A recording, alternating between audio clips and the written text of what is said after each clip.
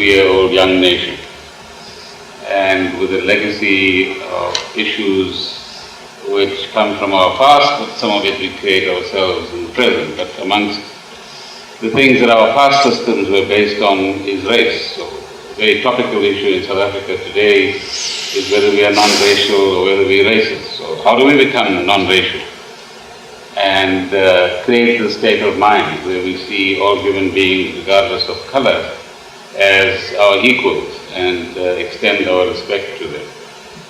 Secondly, we are trying to bind ourselves into the single nationhood.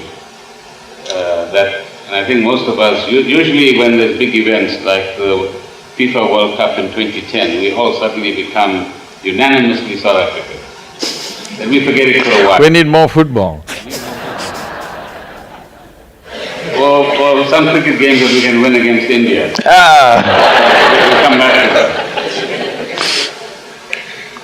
So in this use of what you call the technology of yoga and inner well-being, how do we get rid of and overcome some of the tendencies which we've learned and perhaps are endemic in our systems, and leapfrog, if you like, to what might sound like an idyllic state of non-racialism, of mutual recognition of each other as equal human beings and as builders of this common nationhood. The word yoga literally means union. What union means? There are many ways to look at it. There are poetic ways to look at it. There are philosophical ways of looking at it. There are mystical ways of looking at it. But let me make it very simplistic, common sense way of looking at it. All of you take your right hand and touch your left hand and see, please. Just touch it. Is that you? Hello? Touch the chair on which you're sitting. Is that you? How do you know this? What is the basis for you to know this is me, this is not me? That's a question. How do you know? Whoa, you're reading things, huh? How do you know? There is sensation. There is sensation here. There is no sensation here. Or in other words, what you're saying is, whatever is within the boundaries of my sensation is me. Whatever is outside the boundaries of my sensation is not me, right? So the definition of who you are is just this. Anything that is within the boundaries of my sensation is me. What is outside my boundaries of sensation is not me, am I right? There is water in this glass. Is this you? Hello? If you drink it… It could be. If you drink it, how did you gather whatever number of kilograms you carry right now? How did you gather this? Just by ingestion, isn't it? What was not you yesterday, you made it yourself simply by including it into the boundaries of your sensation. Right now, whatever is here in the form of your limbs and your body, this is definitely you, isn't it? But this was not you yesterday, a part of it at least. When you were born, you were so much, now you become this much. How? Just by ingestion, yes? The food that you've eaten, the water that you drank and everything. So what is not you, you can make it a part of yourself if it comes into the boundaries of sensation. If you have experienced a very loving or joyful moment, so loving or joyful that tears came to you, did it ever happen to you? That's just 10 people. At such a moment, if you place your hand or hold your hand just 8–10 inches away from yourself, you will see right here, you will feel sensation. Have you ever noticed this? If no such wonderful thing happened to you, let me do something horrible to you. We will chop off your right leg. If we take away your right leg, the leg will be gone, but it's possible for a certain period of time, your sensory leg could still be intact. You know this? It's called the phantom leg. All the sensations of the leg are still there, though the leg is not there. That means sensory body has a presence of its own. So this sensory body, if your life energies become very exuberant, your sensory body will expand. If your life energies become little subdued, your sensory body will contract. This might have happened to some of you. You're feeling depressed, someone came and touched you on your shoulder, you can't feel it.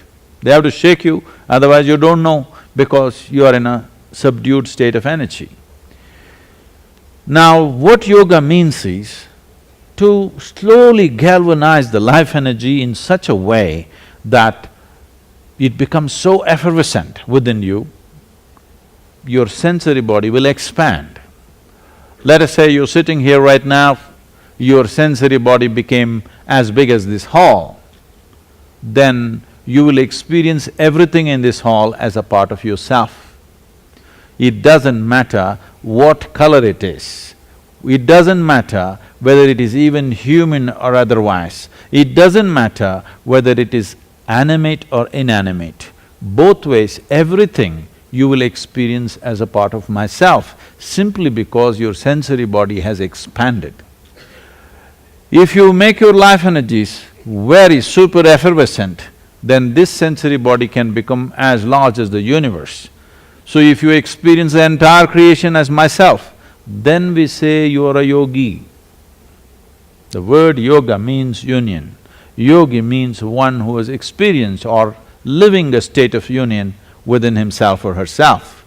Now, will this solve the problem of discrimination? No, because you will not understand what it is that people call as discrimination, because you will see everything as myself. You will experience everything as myself. If you… even for a moment, if you don't live it, even for a moment, right now you sat here, right now you experienced that all these people who are sitting here actually a part of you. As you experience the 10 fingers of your hands, you experience these people around you as a part of myself. After that, do I have to tell you, do not kill them, do not rob them, do not discriminate? All these teachings will be meaningless to you. This is what yoga means. So will it be a solution for all the disparities that we have invented in our minds? Every difference, we've made it into a discriminatory process. Every opportunity we get, we are seeing how to put someone down. This is not just about color, this is about everything. This is just about everything. How to put somebody down is the only way I can raise myself. This has been the unfortunate history of humanity in many ways. There have been many great things also, but largely this has been the process, because in day-to-day life, sometimes it gets organized and super cruel, but it is happening every day, in every home, in every transaction. One person is trying to make himself or herself better than the other. One person is somehow sees the one way to become better is somehow to reduce this person in stature, in character, in capability, in some way reduce somebody and you're up. If I cut everybody's legs off, then I am the champion runner here, okay?